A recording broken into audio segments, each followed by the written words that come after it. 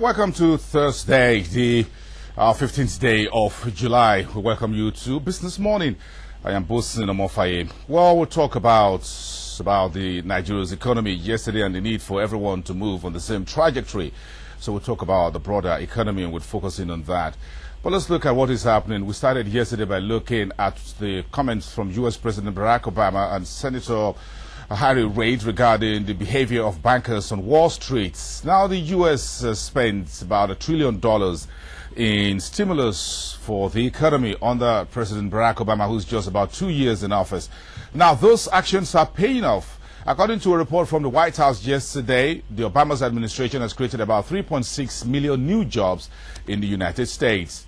If you've gotten online, you have seen U.S. President Barack Obama, who's known for rolling up of his shirt sleeves, visiting factories with his vice president, going to those companies, visiting to see how they are faring, especially those worst hit by the recession, especially in places such as Detroit, where the automakers got billions of dollars. Of course, banks also got some of those bailout money. So essentially, the Obama's administration have been able to put out a recovery act. It was a document from the White House that has helped the U.S. economy, even though although the unemployment figure is still around 9.8%. So the Stimulus Act has been used to fund public work projects for small and medium enterprises. They got soft loans, as it were, healthcare benefits to Americans, and unemployment as well. So it's been a stimulus story that's been working in the U.S. So the key story here is, what are we doing here in Nigeria to get our own economy back on track and fly these engine, as it were,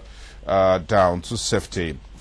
The Nigerian stock market, that's where we're going right now. We erased some of the early gains we made on Monday and Tuesday. So Wednesday market, or midweek to be more precise, was about 0.3% in the red, led largely by banks such as Zenith and industrial heavyweights like Guinness and African Petroleum.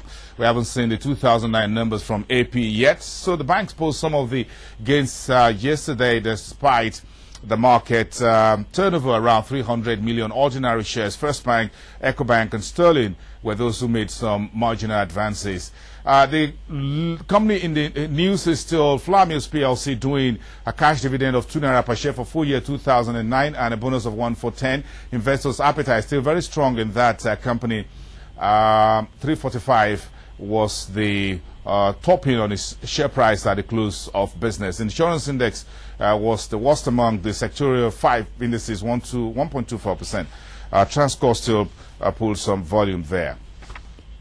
Marco will get in right now with Channel's news track, but before that, let's show you what Frank Aigbogun, the publisher and chief executive officer at Business Day newspaper, will be discussing with us on the program today. Yesterday we talked about the Aganga's lawless economy, but stories keep moving. Things are very fluid. We're hearing different stories. It's an embarrassing story for the Federal Republic of Nigeria. One Minister of Finance saying, yes, NNPC is insolvent. The others came the following day, says, no, he's insolvent, or he's solvent. So he's between solvency and insolvency.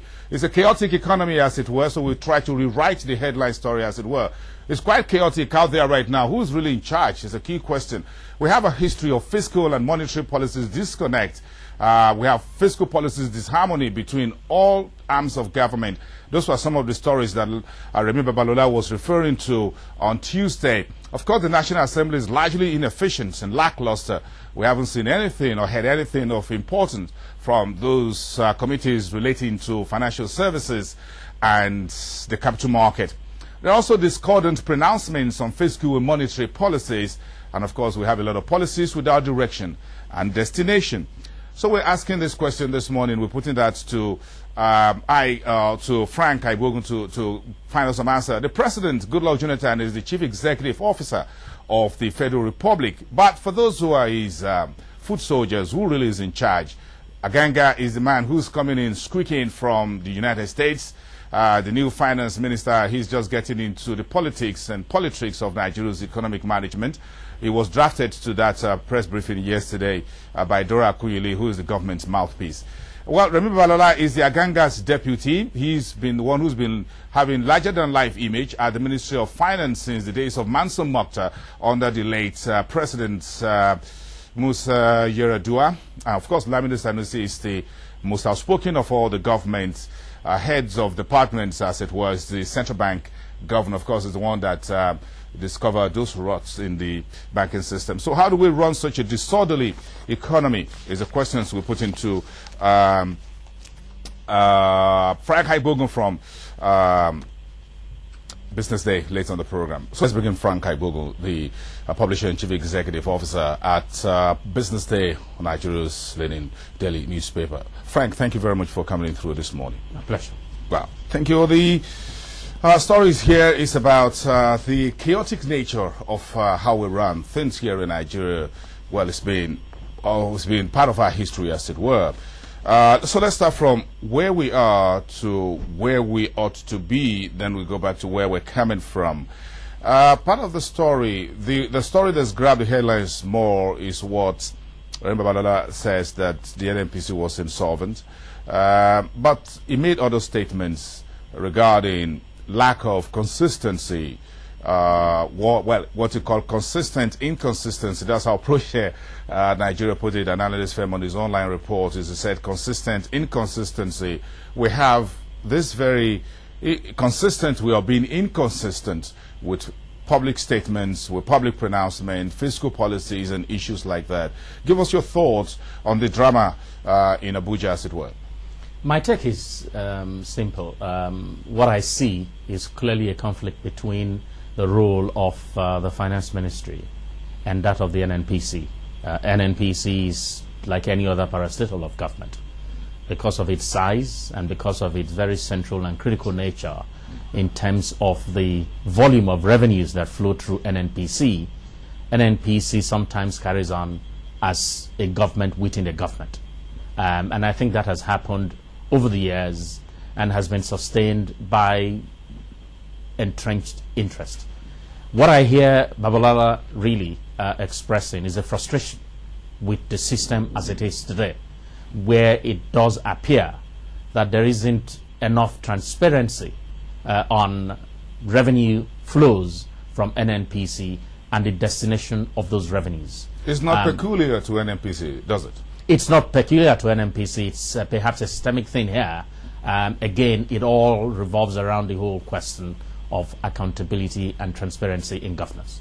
The day Remi Babalola made the statement was the same day at the end of the FAC meeting that the Edo State governor also made a statement that there's no transparency in the way the federal government runs the revenue in terms of who decide what comes in, who decide what goes out.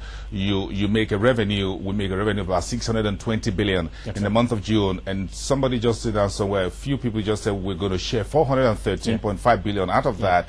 How was it decided? Well, I mean, the pronouncement by the governor, in my view, strengthens the position of Remi Babalola, really, because the governor was saying that it is absolutely unacceptable that a part of the federation can decide what the whole federation can share. And I guess this is a controversy that arises really from our inability to come to terms with the fact that what the system of governance that we have is a federal system of governance, and that the NNPC, for instance, earns revenue not on behalf of the federal government but on behalf of the federation. And so every revenue that it earns must be declared and handed over. It has to be that simple. And then the 3 tiers of government can together decide how much of the total revenues in a particular month should be shared. That should not be the responsibility or the preserve of a group of people. It has to be a collective decision of the 3 tiers of government.